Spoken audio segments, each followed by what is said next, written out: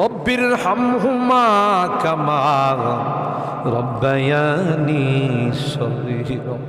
রব্বুল আলামিন আল্লাহ কোন কোন শীতের মধ্যে ঐতিহাসিক খোলাপাড়াবাসীর উদ্যোগে আল্লাহ 49তম তাফসীর মাহফিলের আজকে তৃতীয় দিনের শেষ রজনীতে আল্লাহ গভীর রজনীতে মালিক রে আমরা কিছু সংখ্যক গুনাহগার বান্দা আল্লাহ তোমার আদালতের কাঠ গড়ায় আসামির মতো দাঁড়াই ভিক্ষুকের মতো দুইখানা হাত বাড়াইছি।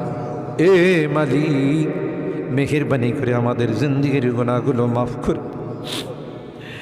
ও রব্বে করিম তুমি তাকাইয়া দেখো বুড়া মানুষগুলো ঘরে যায় না, আগে মা বোনরাও ঘরে যায় না, আমার কলেজার টুকরা সন্তান যুবকরাও ঘরে যায়। কাঙ্গালের মতো হাত বাড়াইছি।